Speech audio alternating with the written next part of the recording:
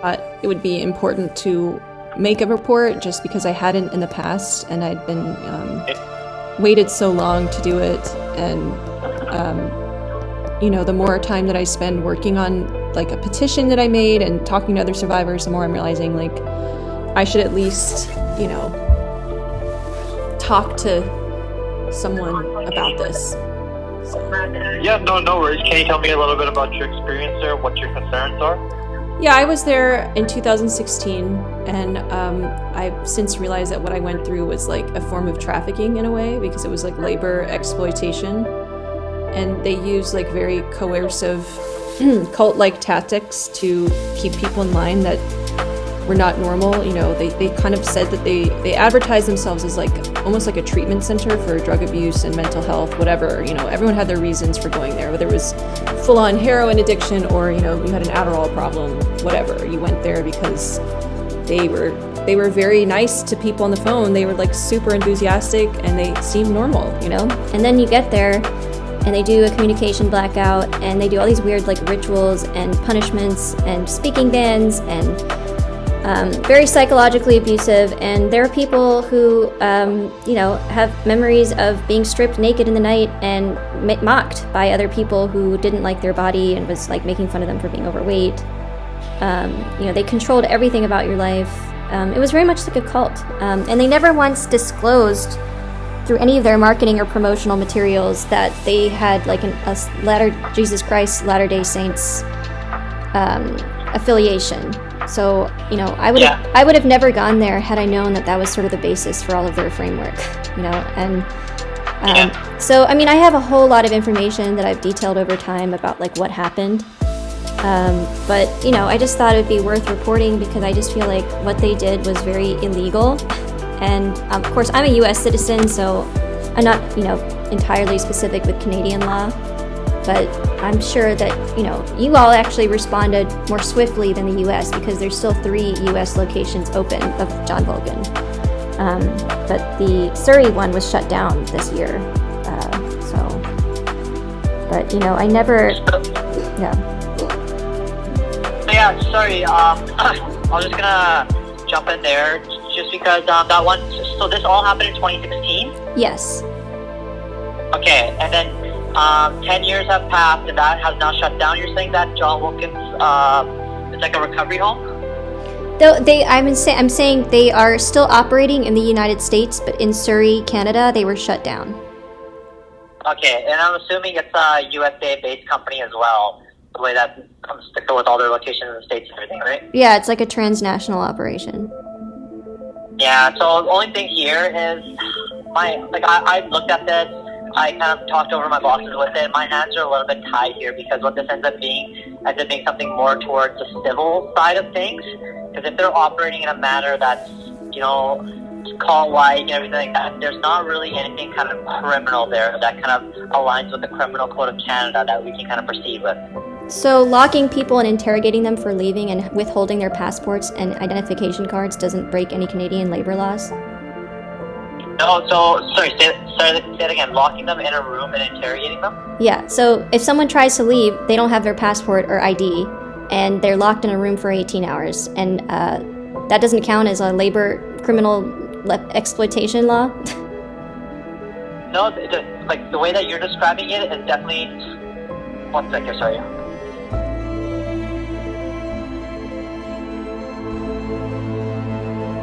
Sorry, my radio was going off. But no, the way that you're describing it definitely makes it sound illegal, but also depends on the institute and what their kind of rules are for, in terms of when you check in there, right? Like if their rule is you're not allowed to have your phone and they keep all your identification with you, that's kind of something that the institution also goes by too. For example, when you check into some places, they have it so you don't have a cell phone. You're not allowed to use a cell phone there.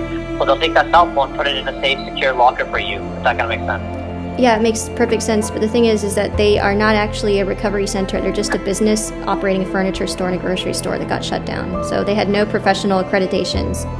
They're not a license. Sorry, have you gone to the head branch and kind of talked to them about this? What's the head branch? like I'm just John Volken's Academy, and I'm just sure they have a head office somewhere, right? Like I'm just googling it right now. Somebody's son commits suicide, and they hung up on the mother and pretended like they didn't know her. So I don't think they're going to take a call from me asking about something that happened in 2016. Okay. Just trying to see here. John Volken.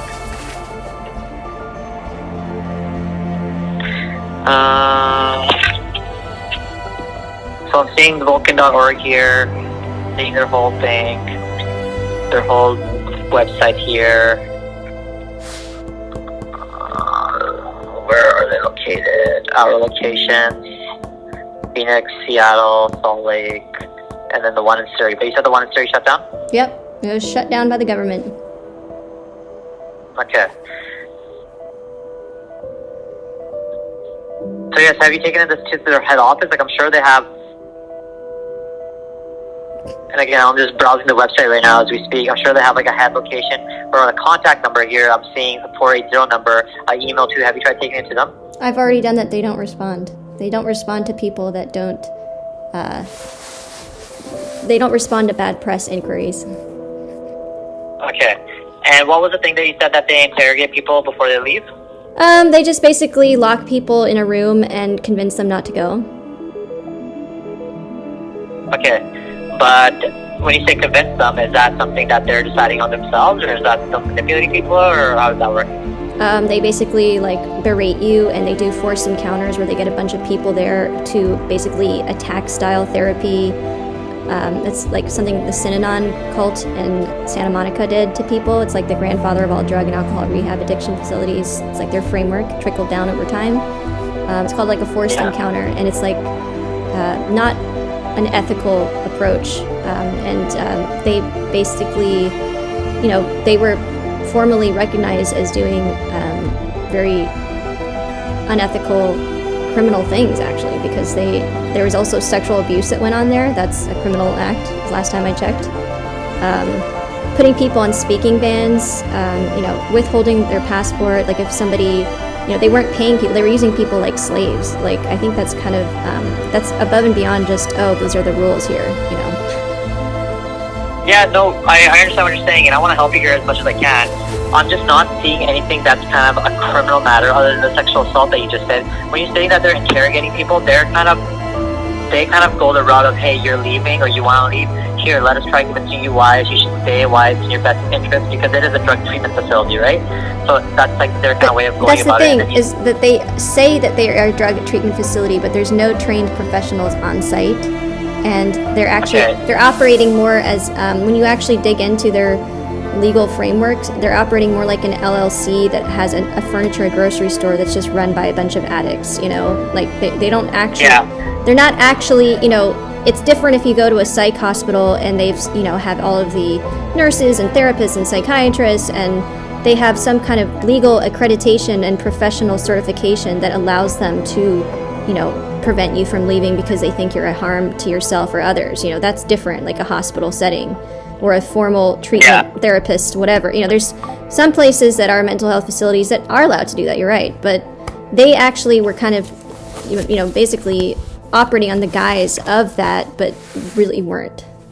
And it was it was above and beyond just, we think, you would benefit. It was like, you are, you're going to fail. Everything you do is going to fail. You're a charlatan.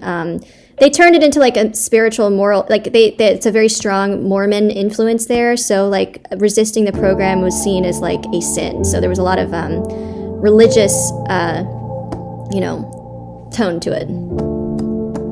So again, there's like, I understand where you're coming from. The sense of being a civil thing where you're supposed to go to the College of Physicians, the College of different doctors and stuff like that to kind of report that they're not licensed, they're not operating the way they should be operating. It's not really a criminal matter for them to operate in a way. Like I'm just like if they're going through and opening up offices, they are showing some sort of documents that do say they're real and that they are actual certified, regardless of you saying that they're not. So it's more of a civil thing where you have to go to the College of Physicians and be like, hey, this person is not. Well, do you have any? Did you actually look up the scandal that happened earlier this year? Because they actually weren't operating with any professionals on site. It's mostly run by former students and addicts. Was that in the news? It was actually all over the Surrey Canadian. It's in the Langley Advanced Times. I actually spoke to a reporter, Matthew Claxton, about this, who published the petition that I shared. I see that there's mistreatment and everything like that that's been reported within the academy. Don't get me wrong, but my job here is to kind of pinpoint it on one person and to be like, hey, you deserve jail time for what you've done. Whereas those articles that you're reading are more civil issues where people are going to lawyers and they're suing John Volken and saying, hey, if this is run incorrectly, we want money. We want some sort of money or compensation because we're not happy with the way things proceeded. My job is to say, hey, John Volken or whoever was working here, you guys illegally did X, Y, and Z. Therefore, I'm arresting you and I'm recommending jail charges or jail time against you, right? Yeah. Well, I think that is preferable because then they would stop harming people. Because I just spoke to that would be preferable if this was a criminal matter. It's a civil matter. So you're saying that withholding people's identifications and exploiting labor from them, like they're not actually a treatment facility, and they're like basically trafficking people. That's the definition of trafficking. I told you withholding stuff depends on their policy because not everybody gets everything they get, right? For example, when people come into our Surrey offices, we do check them and we do not allow them to bring everything inside. So that also depends on the kind of the way that institute. So that's the rules that the institution has. So institutions that traffic people. Okay, what's your definition of traffic? So trafficking. This is the first time we're talking a little bit more about this in depth. Can you tell me more about trafficking people? So trafficking people, there's a lot of definitions of it, but it's basically. I'm asking for the example that you've encountered there that you think is trafficking people. Here, let me look and find what I have written extensively. Human trafficking: the recruitment, transportation, transfer, harboring, or receipt of persons by improper means such as force, abduction, fraud, deception, coercion, abuse of power, or giving/receiving payments or benefits for the purpose of exploitation. And so, at a minimum, exploitation includes sexual, forced labor or services, involuntary domestic servitude, sweatshop labor, agricultural or construction bondage, debt bondage, slavery or practices similar to slavery, serfdom, servitude in cults or coercive groups, servitude, removal of organs. So what's the example for labor trafficking, the victim does not need to be physically transported. Being held in coercive or abusive working conditions is sufficient. So, example, labor trafficking in the business sector often involves confiscating passports and paying workers little or nothing while threatening permanent expulsion punishment. Or the cult was prosecuted for human trafficking after members were forced into unpaid labor under threat of spiritual or physical punishment. So, sorry, was